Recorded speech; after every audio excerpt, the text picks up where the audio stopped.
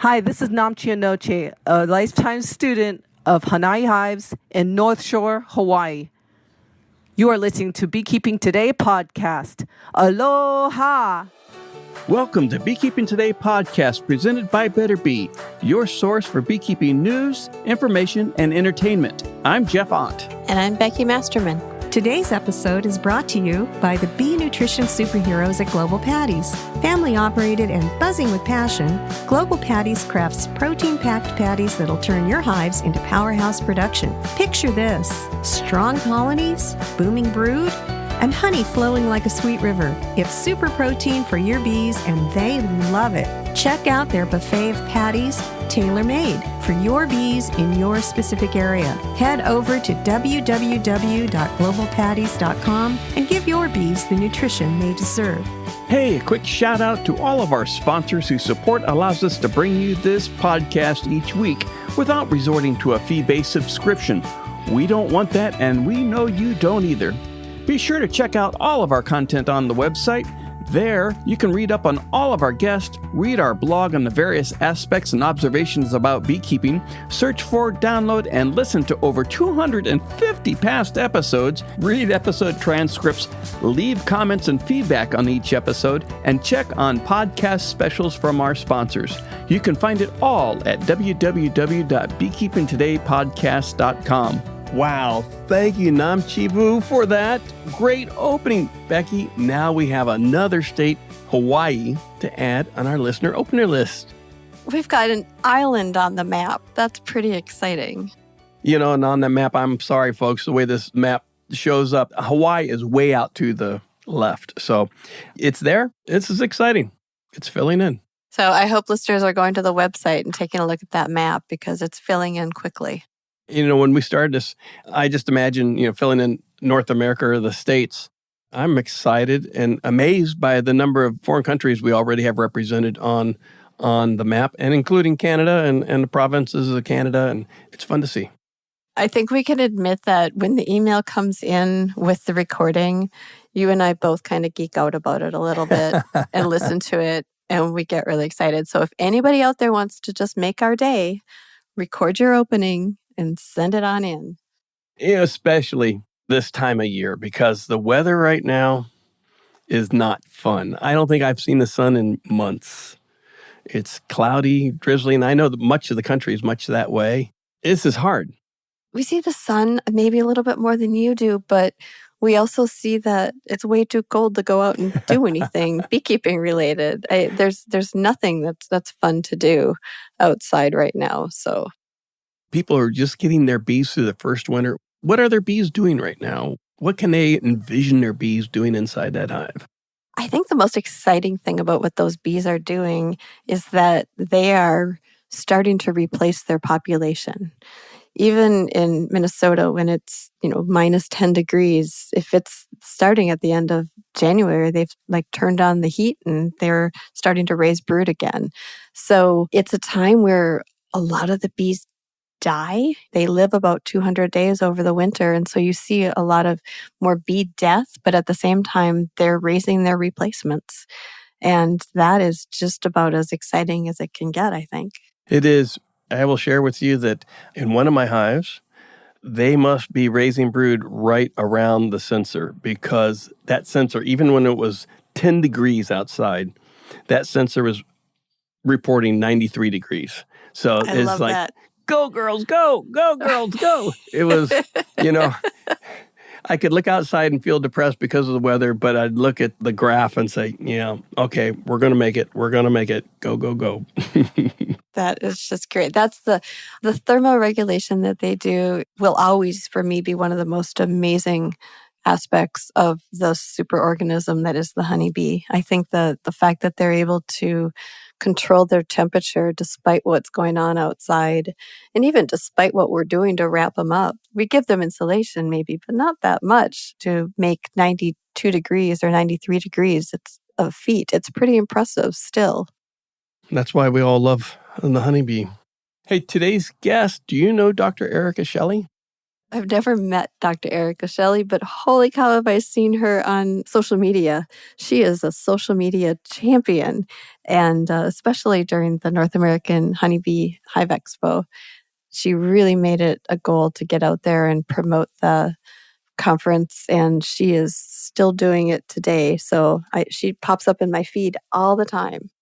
She is dynamic, that is for sure. And I did get a chance to sit down and talk to her for a few minutes at the North American Honeybee Expo. And we just touched on a little project that she's starting to kick off, and we'll talk to her about it today. And it's about her Big Bee Data project. So we'll find out a little bit more about what that entails and what's it about. And we'll talk a little bit about her ProtectaBEE product that she was here and talked to Kim and I about a while ago. I'm looking forward to it. Me too. I can't wait to learn about the little project that happens to sound like a very big project. A very big project. All right, we'll hear from Erica right after this message from Strong Microbials. Strong Microbials presents an exciting new product, Superfuel, the probiotic fondant that serves as nectar on demand for our honeybees. Superfuel is powered by 3 remarkable bacteria known as bacilli, supporting bees in breaking down complex substances for easy digestion and nutrient absorption. This special energy source provides all the essential amino acids, nutrients, polyphenols, and bioflavonoids, just like natural flower nectar. Vital for the bee's nutrition and overall health, Superfuel is the optimal feed for dearth periods, over winter survival, or whenever supplemental feeding is needed. The big plus is the patties do not get hive beetle larvae, so it offers all bioavailable nutrients without any waste. Visit strongmicrobials.com now to discover more about Superfuel and get your probiotic fondant today. And while you're at the Strong Microbial site, make sure you click on and subscribe to The Hive, the regular newsletter full of interesting beekeeping facts and product updates. Hey, everybody, welcome back. Sitting across the virtual Beekeeping Today podcast table, joining Becky and me is Dr. Erica Shelley of Best for Bees. Erica, I just saw you a couple weeks ago at the North American Honeybee Expo. Yep, definitely was there doing our thing, and I even got to chat with you there. So it's super excited to do this 2 times in 2 weeks. It's got to be a record. Yeah, I think so. So for our listeners who have not heard those daily updates from the Nobby Show, tell us a little bit about yourself, your background with bees. And you've been on the show before, but again, kind of remind us who you are, what you've been doing with bees, and about your current company. I'm Dr. Erica Shelley. Some people just call me Dr. Erica or whatever, that bee lady. Maybe some not nice things, depending on who they are. I don't know, but lots of names. So I am the CEO and founder of Best for Bees, and we are a company located in Kitchener, Ontario, Canada. Our city, Kitchener-Waterloo, was known for the invention of the BlackBerry phone. So that's like the first cell phone out there. So we've got pretty smart people here in town. And yeah, so we're about an hour outside of Toronto. We're a bee research company. So we have offered research and consulting services for 13 years now to all sorts of bee-related industries. So universities, companies, farmers, seed development companies, lots of different things that we've worked with over the years, focusing on both honeybees and bumblebee research. We've just been in this world for a long time, the research side of things, but on the private side, not usually the academic side of things. And we invented the ProtectaBEE a couple of years ago for bee vectoring, so bringing in products into the beehive. So we were really focused on developing a fungal powder for treatments of varroa mite, and those fungal powders are actual soil fungi that will affect the varroa mites, but not the honeybees. And so we need a delivery system for that. So we invented our cone technology, is what we call it, where you basically have a cone set going in and a cone set going out, and the bees walk through that powder to deliver it into the hive. We're still several years out from actually having any of those fungal powders available commercially. We're kind of hoping that the group from the University of Washington, it might come out with it a little bit sooner and get some approvals there, which would be awesome. But in the meantime, we've added a lot of functionality. So we have over 11 uses that you can use the ProtectaBEE with. So that's one of our things that we have been working on. And then the other thing that we're working on is developing a new technology software to improve bee outcomes and strengthen up our food stability across the world. The one thing I keyed on real quick was your reference to Washington State University. And I do know that Dr. Brandon Hopkins is working with the Washington State Beekeepers Association to identify the colonies to start working with the Metarhizium, the fun guys. Metarhizium, yeah. Yeah, that's it. That's the one. I just want to call them fun guys. That sounded good. They're fun guys. I know people say fungi. I say fungi. Tomato. And they're working to queue up that research this year. So that's live information right now. I actually stuff. would love to find out more about that because it kind of went to a back burner for a little bit, I know. And we've been waiting to hear. We sent them a ProtectaBEE a couple of years ago for them to test with their fungi as well. So, well, the fun guys are playing with the ProtectaBEE, so you can expect results soon, I'm sure. Woohoo! May I just ask, you said 11 different uses, and I see the pictures online, but it looks like they would be great if you're moving bees, potentially. That's one of the uses, yeah. So you can actually so once all the foragers are home, you can drop in some vents and it literally takes seconds and it closes off the entire hive. So that is one of many uses for the ProtectaBEE. The one that's kind of the biggest use is the protection from predators, particularly yellow jackets. Can be a big issue. And so it allows for tons of traffic while keeping out yellow jackets. And I say yellow jackets, wasps, hornets, keeps out mice, deals with skunks. It's really great for protection of the hive as well. Does it also help them protect from robbers? Yep. It's fantastic for that as well. So the inserts that we have on there, they're red, so they can't be seen very well by any insect. So the hive that it goes on has to learn what we call learning the ins and outs. And once they've got it figured out, it's really nice because they know exactly where to go in and out. But robbing bees, won't necessarily be able to easily get in there. And not only that, the small openings allow the guard bees to really be able to protect the hive as well. So there's, a couple of things going on there that enhance protection against robbers. Have you had a chance to test it against the Asian hornet or the yellow-legged Asian hornet that's new to the southeast of the United States? Yeah. Well, first of all, I don't think they haven't seen it a whole lot, right? Am I missing that? I think it's been spotted, but not actually. Yeah, it's not pervasive. That last I heard, I could be wrong. Yeah, we do have it being tested over in Europe against the Vespa hornet there, and oh my gosh, I forget what his name is, but there was a French person who came and did a talk at the expo at Nabe. And he's going to be testing it for us over there because he apparently struggles with those hornets there. Previously known as the murder hornet has been renamed. So, actually, it's different though, right? The murder hornet was the Vespa miranda middleilium or something like that. That was the thumb-size hornet out of Southeast Asia. And these are yellow-legged Asian hornets. They're slightly smaller, but... Oh, here, yes. But I'm talking about the ones over in Europe is the one I was talking about that we're testing. I'll be corrected, I'm sure, if I'm wrong. The ones in Europe are also the yellow-legged Asian hornets, not the murder hornets. Oh, okay. Well, I may have just learned something here because I thought they were one and the same. Mostly because that's what the people were telling me at Apomonia and not because I've done any research on them. You can learn all sorts of things on Beekeeping Today Podcast, Erica. I recommend you listen to it weekly. It's like you talk to experts all the time, which I am definitely not an expert on the different types of hornets that are out there. My apologies. No, that's all right. That's only because I had so much experience, and personal, but so much information in Washington State over the last 3 years.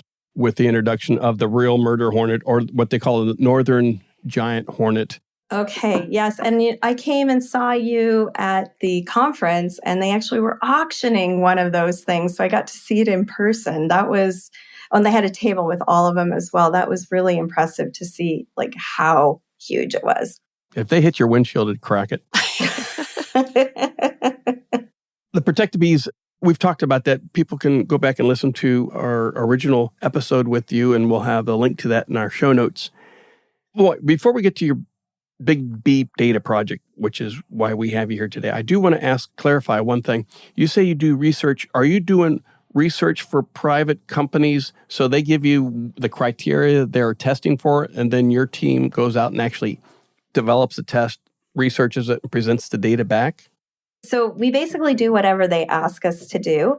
So sometimes, we have NDAs, right? So there's different things that are going on. But I would say being like very general, we would be going in and optimizing either what they're working on, looking at the health effects of what they're working with, or actually putting a new process in place for them, developing a system for them.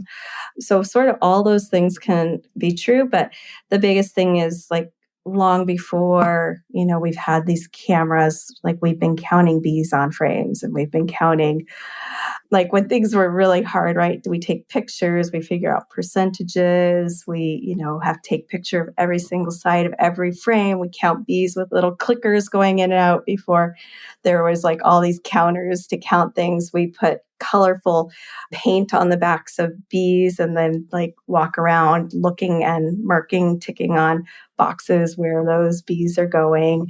Before you could put little, tags on them. Now you can put tags on them. Like life is so different right now in terms of research. I'm just like, oh, wow, we would have saved so many hours back in the day.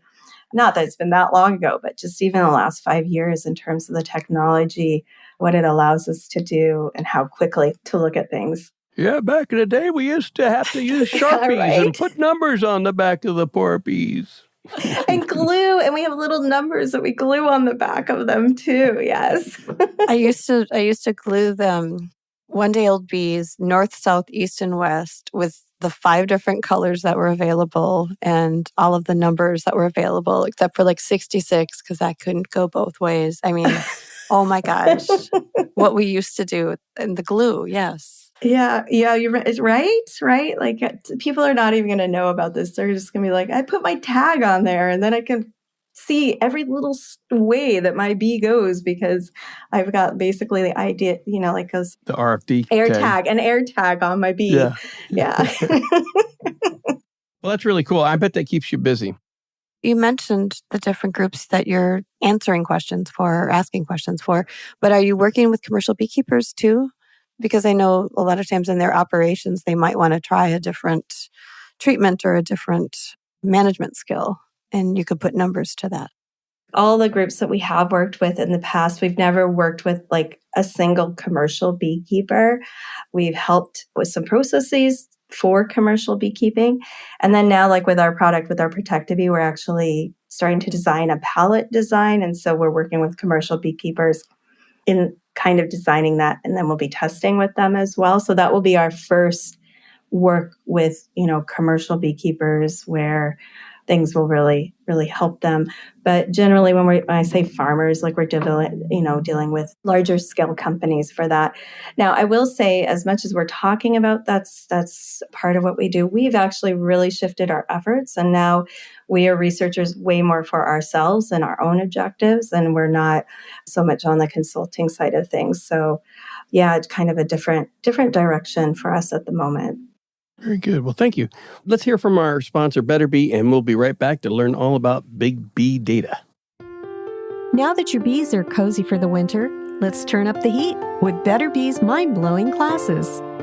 Led by the brilliant Dr. David Peck and the fantastic EAS Master Beekeeper Anne Fry, these classes cover everything from beekeeping basics to advanced winter wisdom. Whether you're a winter beekeeping beginner or a seasoned pro in the apiary, our classes cover everything from snowy basics to advanced insights for winter beekeeping.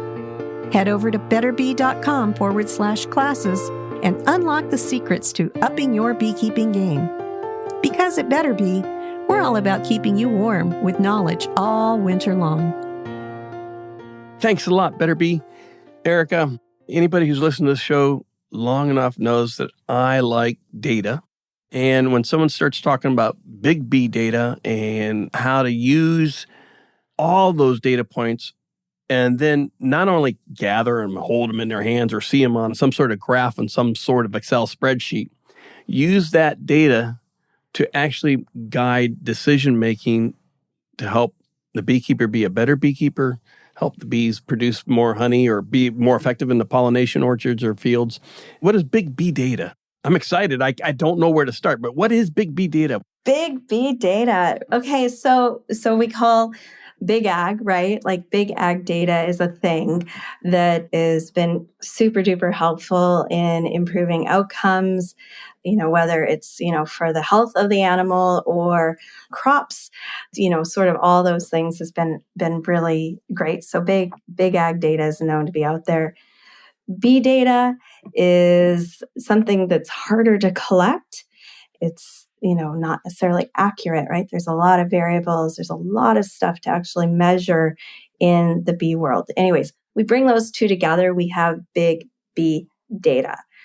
And big bee data, the idea behind it is that we're going to be able to use this consolidated data coming in from beekeepers literally from around the world to move from responsive beekeeping to predictive beekeeping. It's going to change everything that we do in beekeeping in terms of management that allows us to stop reacting, right? Because we work in a very reactionary world in the beekeeping world, and getting into a place where, what we say is, you ask a beekeeper, ask 10 beekeepers a question, you get 11 answers, right? Like that's the norm. But there is one answer that's right. There really is an answer that's right. Well, but it's it depends. Right. That's it, right? But it's all those depends. So once we roll all of those depends into an answer, there is a right answer. And we want to get to that right answer. And we have the computational power, we have the modeling, we have the AI, we have the machine learning now that we could actually take into account all those variables and we could get to one right answer for basically everything in beekeeping. I mean, that's the ideal, right? That we could actually get there. And so big bee data is taking in data from all the beekeepers, commercial beekeepers, our sideliners, and our hobbyists, because all of that data is super valuable, and putting it into a centralized location. And of course, obviously, this is not like, a room in Detroit that has all this, but obviously in the cloud that, where all this data can come together, and then some of the world's brightest minds, along with the amazing computational power that we have, the modeling that's available there, and using AI that we can actually get to this place where we can have healthy bees and not be worried about them all the time because of weather or pests, and that we, can move to like a little bit more similar to some other livestock operations where, you're just tending your bees and not, constantly worried about all the threats are out there. We're not going to get rid of bears. There's things that we're not going to get rid of, no matter how much computational stuff that we have there. But, getting to a place where beekeeping is just a lot easier is important. And as we see weather changes coming, the adaptability of beekeepers to those weather events or changes, or even extreme weather events like fires, earthquakes, hurricanes, deep freezes, like all of those things are going to be something that we need to be able to adapt to more quickly. It's interesting, Erica, because you said the magic word, which is livestock. And there are a lot of listeners out there who do not consider themselves livestock managers. But a lot of us who are really dedicated to figuring out big bee health solutions, it means treating your bees as if they're livestock, which means giving them care. I just want to tie that to technology. Even in your ProtectaBEE, we have this old way of keeping bees, and it is reactive, and it's in the equipment that we've been using for a very long time without a lot of modifications.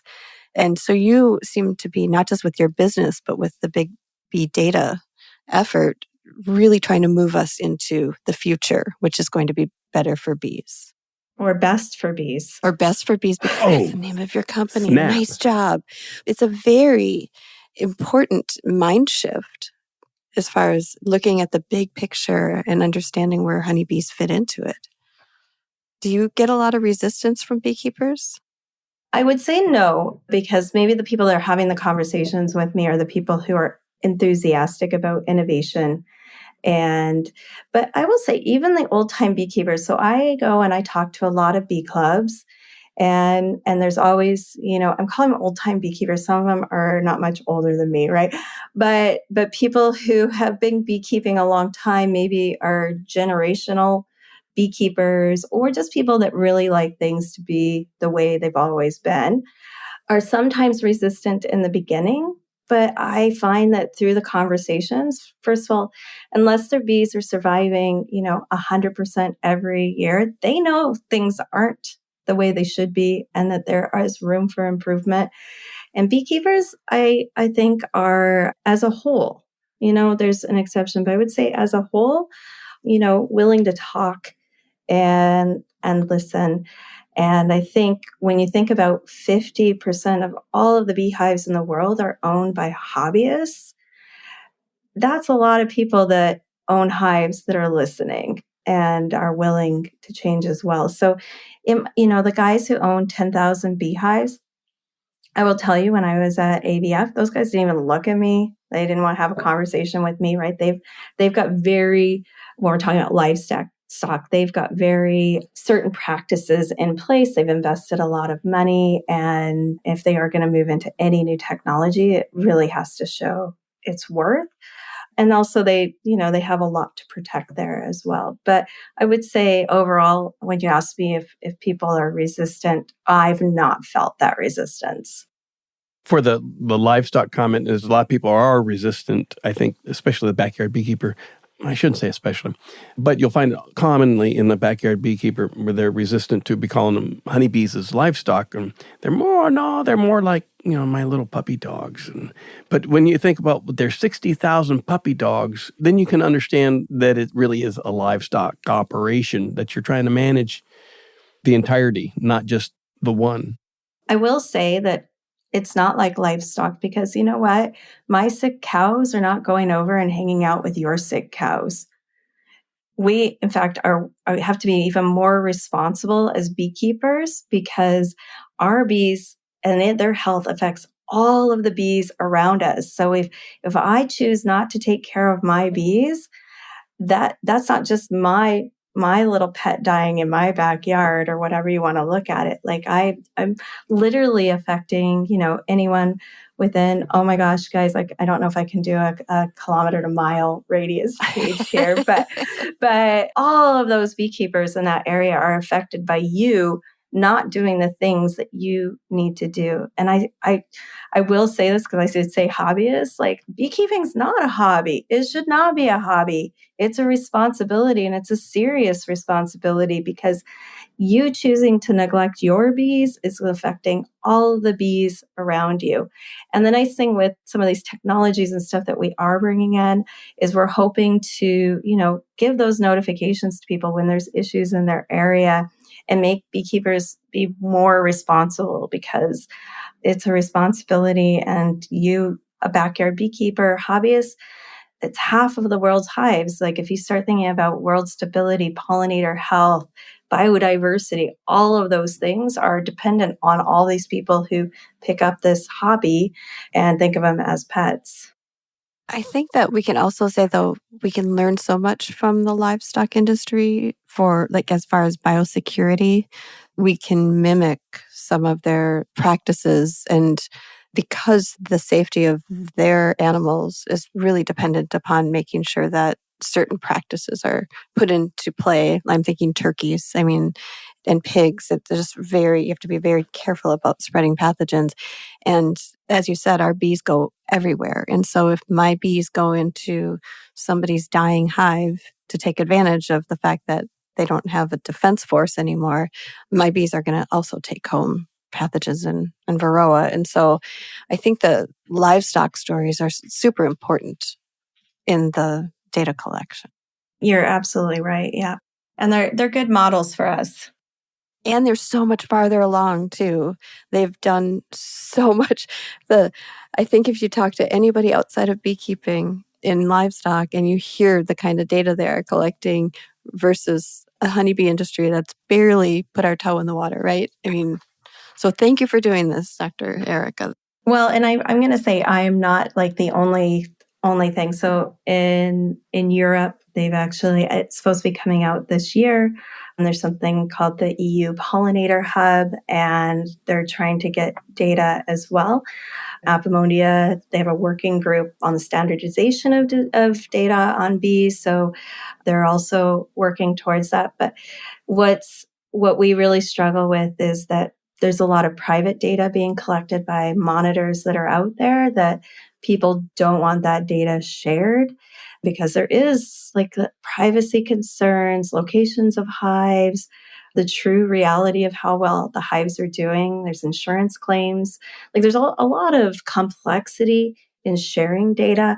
And so with the Big Bee Data Project, and I call it project, it's actually the Big Bee Data Movement, we want to make this a movement where we can talk to the beekeepers and we can say, your data matters, and it doesn't matter just for your hive, but it matters for the world's bees by, using the monitors, by inputting data into these apps that hopefully everything will start talking together. And we're working on that, getting what we call APIs, so everything can actually talk to each other.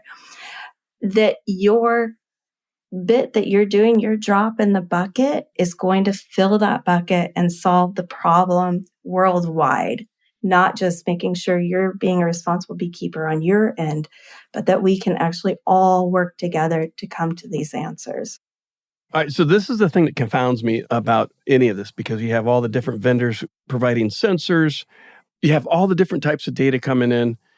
How do you bring that all together into the one big data project, the movement? So, Appomondia, you alluded to them, they're working on the big codex. I know there's been others that have been working on BXML.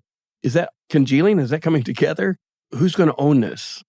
Yeah. So first of all, is that happening? My understanding is that the Appomondia working group is not working very well. I'm not sure if that's actually the case, but I know that it may not be moving forward very much. But what we're going to do on our end here is these newer companies are starting to make sure that there's ways that these communicate, but it's the quality of the data, right? You have to actually figure out what's higher quality of data and what's a lower quality of data. And those have to be weighted as that comes in, especially if you're bringing in data from a lot of different places. And sometimes they're just measuring completely different things. And it's not apples to apples that, if I bring in temperature data is pretty simple, right? But if I start bringing in acoustical data, that data can be very variable, or bee count data that's coming in. And just to give you an idea, so we've got monitors that are out there. I think we've got Bee Hero, Broodminder, and other scales, bee solutions, all these things. Hive IQ has a ton of these things. We've got apps that will actually listen to sound as well. There's a lot of different pieces of data coming in, and some of those data may just be things that have to be thrown out, but other things could be super useful. We call this passive data. So anything that's coming in through a monitor, which is like weight, humidity, temperature, carbon dioxide, acoustics, counting bees going in and out. We talked about the possibility of seeing different pests inside the hive using cameras. A lot of those will be what we call passive data. Where we think the value is also going to be, and that's the part that we're working on at Best for Bees, is that active data, that active record keeping where people go in and they note the percentage of, frames that have bees. And when they take it out, they can actually tell us what percentage has pollen, what percentage has larvae, drones present, absent, or high, low, and then of course mite tests and presence of different pests and disease inside the hive, how much honey is being produced, we have weight scales, but we can also just count and look, right? We can do that all old school. You don't necessarily have to have all the technology to do the big bee data project. And that's where we think we'll be able to get a lot of data on that end and combine that with that passive data. And that'll allow us to start getting to some modeling. Nectar, are you guys familiar with Nectar out of Quebec? They're not Nectar in general, but it's a company called Nectar. Right. Clarify that. We'll put it in the show notes. They have just little codes, these NFC tags that you put on the front of a hive, and then when the bee manager is out there, definitely for commercial operations that are involved in pollination, they basically take in data, hive alive, dead, pretty simple data that they're adding in there. And then they do move these hives all around. Nico Coallier, I hope I'm saying his name right. He did the very first data modeling paper. It just came out, I think, last month, showing that they are able to look at pollution levels and predict survival rates of colonies pretty accurately just using a couple of pieces of data. And if you can do that with just a couple of pieces of data, you can start imagining what we can do. And I say couple of pieces of data, they had lots and lots and lots of hives, but just a couple of data points, different types of data points that they were bringing in to get to that. They had a lot of other data they collected as well. They have sensors. They're no longer doing the sensors, but they had sensors too. But the answer, like in that whole research, is that it didn't take much to get to that prediction of survival or non-survival based on pollution levels, right? So if we have something that's that simple, you can imagine with a lot more data and overlaying it with all of these other factors like weather, biodiversity, pollution, pesticide, crop presence, nearby hives. And, I like to think about it. This is going to totally age me here, but when we were in school, they had like these overhead projectors and you put transparency down. Am I too old for you, Becky, on that one? Or were you? Oh, no, I'm right there with you. Oh, you're right there with me? Okay. Those transparencies. No, I don't understand a word of what you're talking about, but I'll go with it. Transparencies. This is just the best way to think about it. But you'd have like the first transparency. So the first transparency would be like your beehive, right? And then, as you add different things where it would be the weather and the biodiversity and the genetics and the pests, like we're going to have like thousands upon thousands of transparencies on top of this first one, right? And it'll look crazy, but when we start bringing in all that data and analyzing it, we're going to be able to get to some answers that we've never been able to get to before. That sounds exciting. And then just for the record, that was with Max Journey and Nico Collier, and we had them on the show talking about their technology and what they're doing back last July. So folks want to check that out. We'll have the link in the show notes as well. Erica, I think people are getting excited about this. Do you have an immediate ask for those backyard beekeepers who, when they listen to you, they say, sign me up? Or what do I need to do? Well, right now, the more data that we can get is better. So if you're buying products, I'm going to just point out a couple of companies that are common in the United States. But if you're getting products from Broodminder, Bee Hero, Hive IQ is a new one coming out. And there's a few other beehives that have monitors or bee solutions like these scales. ask them, are you going to share my data if I ask you to share my data to the big B data movement? Is my data going to matter on a big level? Because at the end of the day, we need the data from all of these places, and they don't necessarily want to give it away, right? Like it might be worth something to them. They might be touting their privacy that, we don't share your data. Or maybe it's even work for them to create these APIs so that things talk, but we're going to work with them on that. But they're going to do what their customers ask them to do. And so if the customers are saying, we want to be part of Big B data movement, does your product have a stamp on it of Big B data movement? That's where we want to go right now, is start pushing these companies, and that we're going to see more smart hives. We're going to see more and more technologies out there.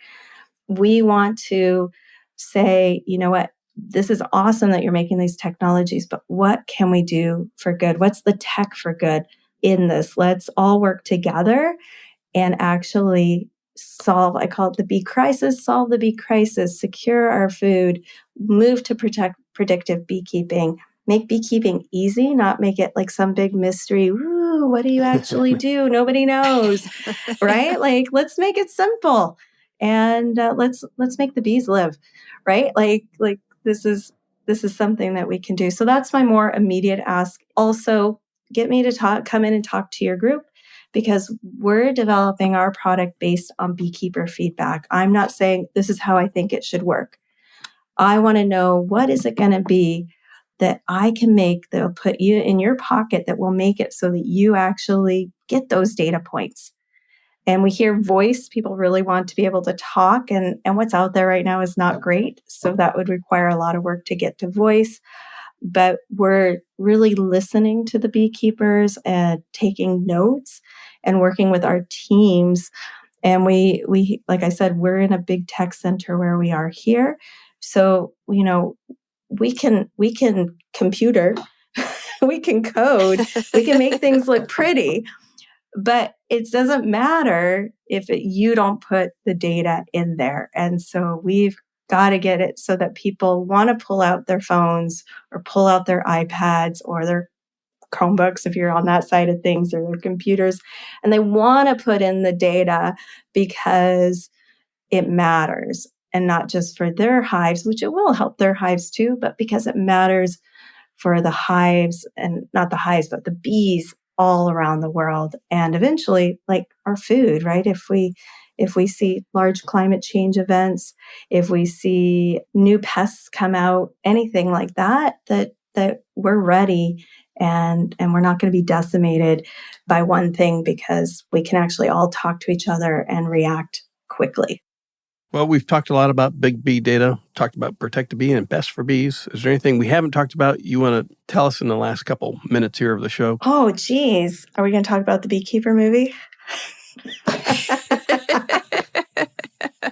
Oh, look at the time. Look at the time.